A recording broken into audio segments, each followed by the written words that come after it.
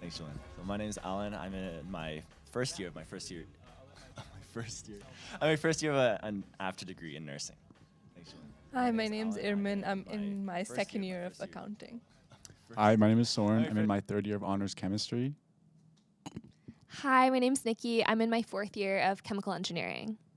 Awesome. So we're going to get started with just some questions here. If you have a question and you want to ask it, feel free to comment. If you just want to stick around and watch and learn and hear some answers, then that's totally okay too. But with that out of the way, let's get started. So my first question for our panelists is, what are some pedways that I can use to get from one building to another? Anyone who'd like to answer, go ahead. Okay, I park in Windsor, and I go, okay, if you want to go to CSIS from Windsor, there's like this panel in the chemical engineering building as soon as you walk out from Windsor, and then you can go through the mechanical engineering building, and then there's like, then you only have to go like 5 seconds outside, and then you're in CSIS. And then you can go from Windsor all the way to Sub through a bunch of pedways. But there's a lot. You just go through like ETLC and then you keep following the pedway. But I use that every single day to get food. All right, and I have a class in the Earth Sciences building, and then I take a pedway there to CSIS, and then from there I walk all the way to the Chem building, and then all the way I leave out of SAB, and then you're right by the LRT, so then you don't have to go outside that often.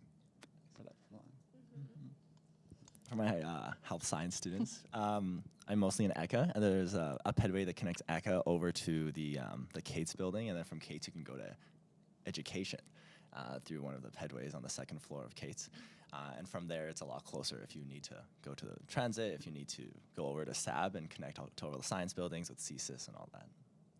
Awesome. Yeah, there's lots of different pedways on campus. I know there's one from, it's like Sub to like agriculture to GSB to like all the engineering buildings. There's like a big science one. I think there's one in like Hub to humanities to like goes back to like Fab or something. I'm not exactly sure, but there's lots of pedways on campus. So yeah, thanks for your answers. Next question is, how do you prepare for living in Edmonton during the winter? What do I need, and where can I buy winter gear? I would say for sure you need a winter jacket. You can thrift that, like if you go to the thrift store, they're usually pretty cheap. Or you just go to like a mall and they have like so many stores. Also, probably get some skates because that's like something we do quite frequently is go skating. And you can just go, again, like the mall or just like any like skate shop. I think something really important is if you're driving, you need your winter tires. Get those changed at a shop, or if you buy winter tires yourself and get the tools, you could change it yourself. Also, if you're driving or even just on campus, like keep like a hat and mitts in your backpack because you never know when your car could break down and you don't want to be like wearing them all day. I don't know. Yeah, for walking outside. Awesome. My next question is, how do I get involved on campus in terms of volunteering and work? I think a good place to find a volunteer opportunity would be to go to Clubs Fair. Usually they have applications open for like an executive position, or you can just find out opportunities that they're doing as well, or look at like different like aftercare homes or something like that, or like a nursing home. They're always looking for applicants or volunteers.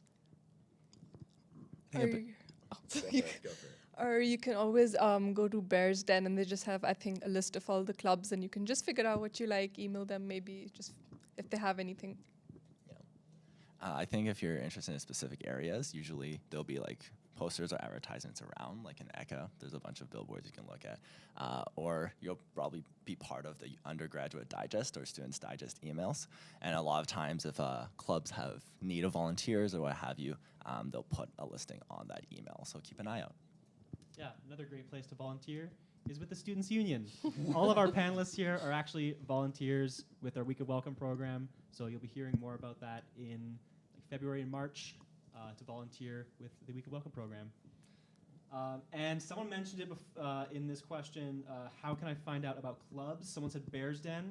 That's the website where all these student groups are, so check out Bear's Den. We also had a student group showcase and clubs fair going on this past couple days. We hope you check that out. It was awesome. And yeah, let's move on to the next question here. How do I navigate and efficiently use public transportation? So for me, I typically use Google Maps has all the routes on there, but there's also an ETS app that you can use, which will show you live time data on all the buses, how busy they are, and if there are any delays or that kind of sort of thing. So good to keep on your phone. I think you can even download the routes. I don't think you'd get the live time data, but of course you'd be able to see the routes on your phone. Anyone else? Awesome. That was a great answer. Next question. What are some good places to eat on campus? I like Chop Leaf in VVC, and then Starbucks. There's one in ECA, one in the Eng Quad in NREF, and then one in CSIS, and I think that's it. And one in Cameron, I think. And one in Cameron, yeah. Yeah, that's where I go. Yeah, I think I just like looking around the major cafeterias being the one in Hub. There's the Strip is a lot of restaurants over there, and also in Sub. There's some pretty good ones, and there's Philly Sticks in the basement as well. So. Okay, I also think Campus Earls is pretty good. It's like just off campus. It's a classic to go there for happy hour 2 to 5. Nice. I get a lot of heat for this. My favorite place to eat is Panda Express in Cab. Don't judge. I love Panda Express. All right, next up. What is there to do for fun in the winter in Edmonton? You could go tobogganing at Walterdale Hill, or just go skating. There's lots of skating rinks. You can just like use Google Maps, find whatever's closest to you. Or you could go skiing at Snow Valley, I believe. And then you could go to like a bunch of cute little like cafes on White or Jasper, or some fun restaurants. I feel like that's like a hobby that I have. Kind of expensive, but like going to cute restaurants. Yeah, or if you want to do like indoor stuff, going to West Ed, that's fun. For me, whenever I'm bored, I always just Google things to do in Edmonton, and there's a lot of events that are always happening, whether that's in communities, or just like held by different organizations around the city. So there's always something going on. Like around Christmas, there was Candy Cane Lane that was happening, or even like the Glow Festival that's over now. But there's always something that you can do. Follow-up question. What are the best places to go skating? Because I know you mentioned skating. There's a rink downtown, I think. Yeah, you could also go skating in West Ed. I've never done that before, but it looks interesting. And there's one in... Yeah, there's one in Horlock Park, and there is one in McKernan as well.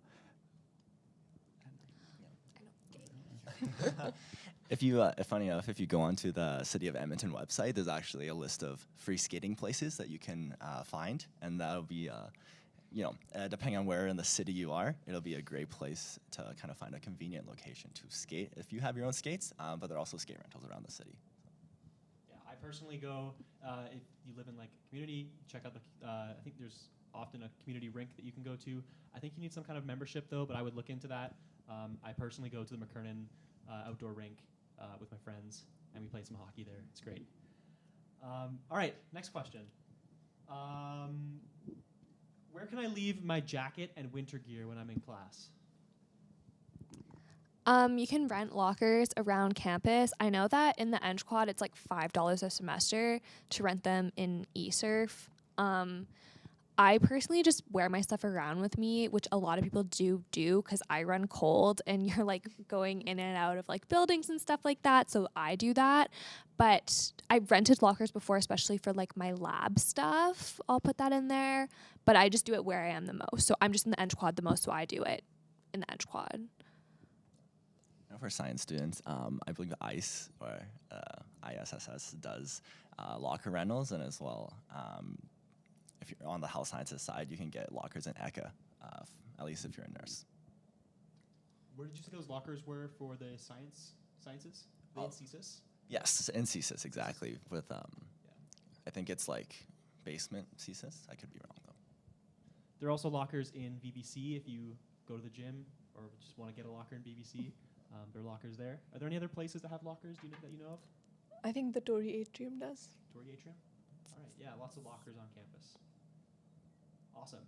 Next question is, where are some good places to study on and around campus? I think the humanities building is kind of nice. It's usually quiet if you go like one of the second floors, and there's some plants around there too. Or even the pedway from humanities to hub. There's a piano there. Sometimes some people play like some nice classic music, classical music, which I enjoy, but sometimes it gets a little loud, so it's not always the best spot. I think a really pretty place is 8th floor of Dice. A lot of people study there.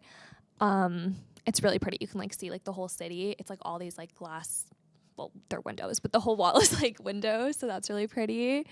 And then if you want a quiet area, I just go to Solarium in the Ench Quad, and there's 2 rooms, and they're glass walls again, and one's you have to be silent, and the other one it's like a mid-quiet room, so that's nice. I think for me, my favorite places are our second floor ECHA. Second floor in ECHA, there's a cafeteria and also an education.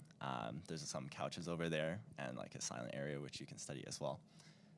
And also seminar rooms in ECHA, which are based on a first come first served basis. But then there are some rooms you can book out. You can just go to the library website and it'll let you know if there are any rooms, if you want to study in a room, if there's anything available, the group study rooms and the ones for you, if you want to study alone, that is. Yeah. My personal favorite spots to study are second floor Rutherford and the 4th floor Education North. There's like the big student lounge with couches and nice big windows, nice view of campus. So yeah. All right, next question is, what in the world is a syllabus and where do I find it?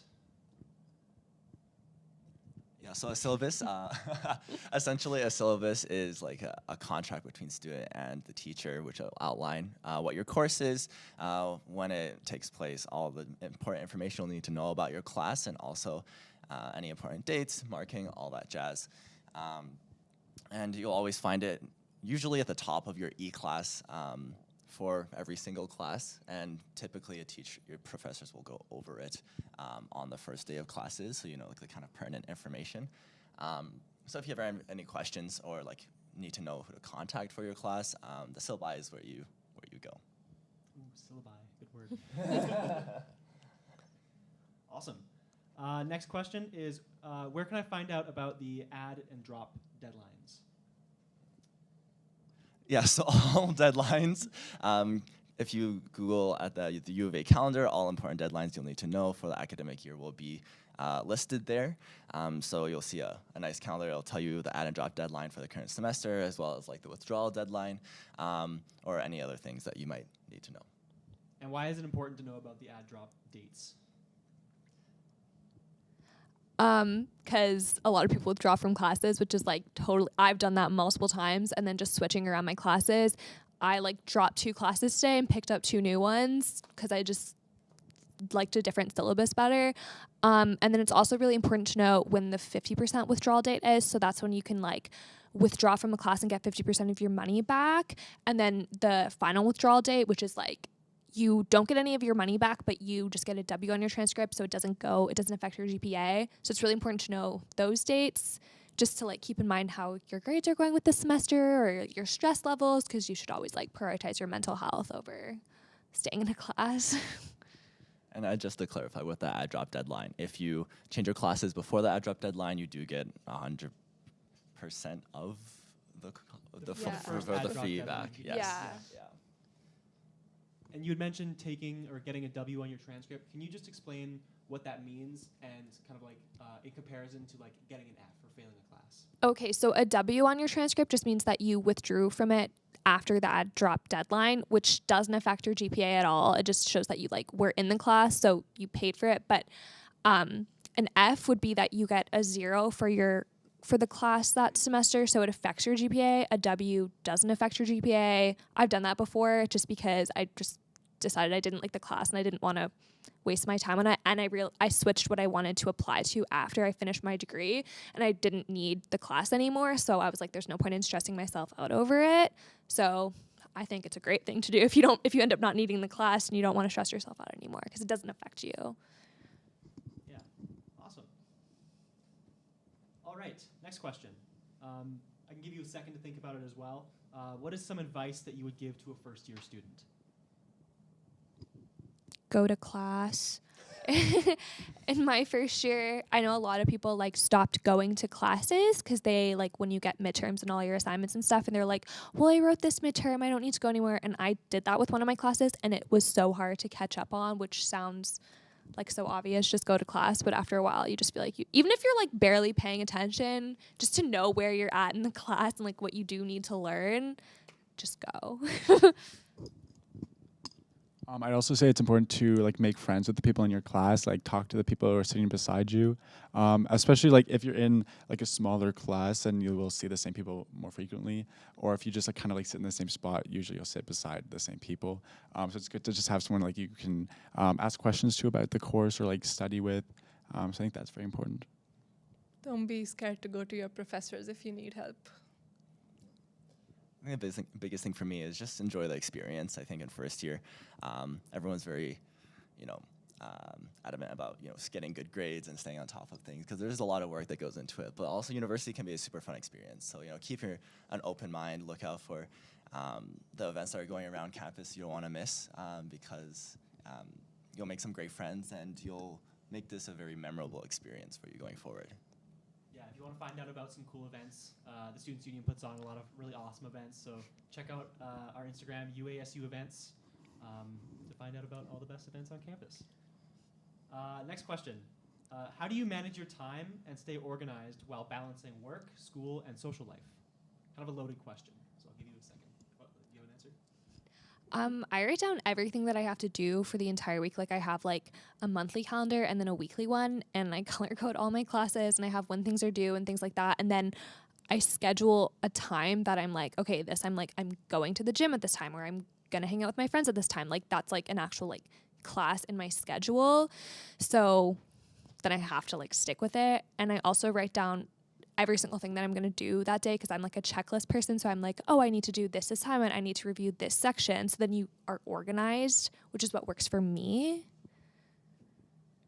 Oh yeah, I say I would do the same thing. Like at the start of the semester, I get all the due dates, and I put them in my calendar so I know like what's upcoming. And I like to have like a physical calendar more than just like a virtual one. And then I plan my days out like by the hour. So like I wake up at 8, and then like do like my lab work from like 9 to 10, and then do my class. I find like trying to like schedule the specific amount of time that you think the task will take helps you stay on track. With like your work, so you don't overspend time doing a project which you shouldn't take that much time. Yeah. Definitely planning and having a to-do list. I think for me, I always find it really hard to stay focused by myself. So like finding a study buddy or like working in groups always helps me stay focused and get through my work as well. Awesome, that's all great advice. Next question. How can I go watch Golden Bears and Pandas sports games? Go to betheroar.ca. Is that the website? Yeah. And then you get a free ticket if you're a student. So it's fun to go to like basketball games or hockey games with your friends. It's like a fun thing to do after class. Go support. Yeah, good answer. All right, next question. What is eClass? What is Bear Tracks? How do you use them? And what do I need there? I would say Bear Tracks is important. It has like financial information, and it has like your transcripts as well. You also have your course schedule there, and then you can add and drop classes as well. I think it's important too because they have U of A scholarships that you can apply on through the Bear Tracks. So I checked that like at like the midpoint of the semester just to see like what's new, what I can apply to. Yeah. On the flip side, while Bear Tracks is more of the administrative stuff, eClass again focuses on everything that your classes will need. So any coursework, any tests that might be online through Smart Exam Monitor or what have you, will be on eClass. Awesome. And Soren, you had mentioned scholarships. You said that they're on eClass or on Bear Tracks. So how do you apply for scholarships?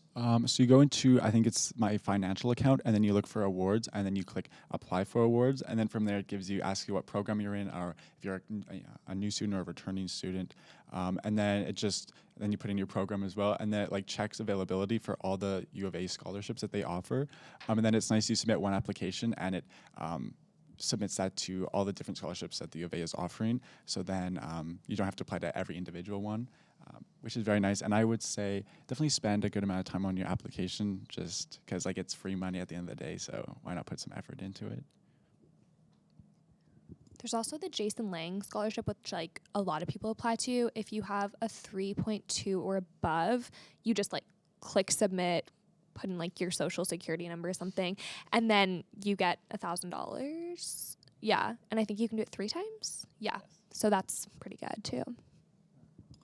And there's, as we're talking about awards here, there's also the UASU awards, which you can apply to. I think they're opening up soon here in June. So keep an eye out for whenever that opens. And if you have a volunteer, if you are a volunteer, or you can be recognized for your achievements. So keep an eye out for those kind of awards. There's a lot of different ones on there. Awesome. All right. Next question. How do I meet people and make friends? I would say like talk to people in your class, as I said before, or join a club or like a student group, or even go to like faculty events so you can meet other people in your faculty. Like I've met a few people from Faculty of Science. Or just like be open to like if you have an online class, like I just like sometimes like find their name, search them up on Instagram, and like follow them, and like say, hey, like I'm Soren, like do you want to be friends? It's worked out before, so I would say yeah, you could try that as well.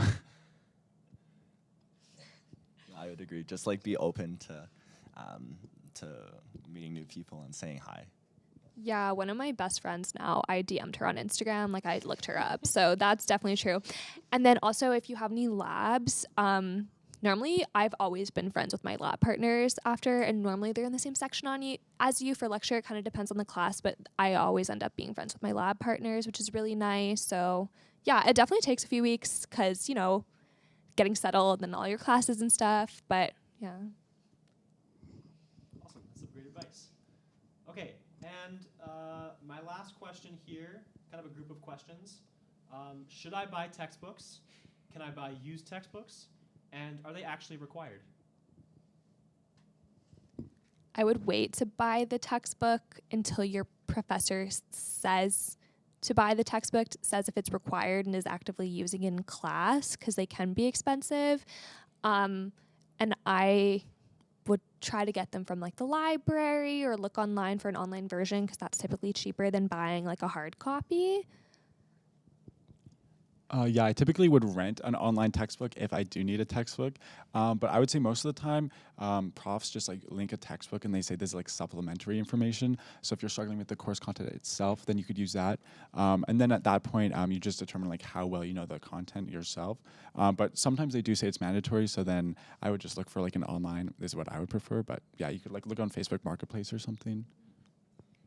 In terms of old versus new ones, a lot of times professors will say, well, they base their content off of the newest version or whichever one they recommend. So they can't speak to the older version. But most of the time, the older version doesn't have that much information change. It might be a different order, or you might be missing a few things here and there. Well, that's the kind of risk you take with taking an older textbook. But for the most part, they're usually viable to an extent. Yeah, I think a lot of the times what the textbooks do as they kind of get their new editions is they don't really change the information too much, but they just kind of add the new practice problems and whatnot. At least that's to my knowledge. Yeah, that's the last question that I have. Avery, are there any questions? Awesome. Well, thank you all so much for coming. Thank you for listening. We hope you have learned something here and are ready for a great semester. Thank you to all my panelists. You all did a great job. Thank you so much for your answers. And yeah, enjoy your semester. Thank you so much. Yeah.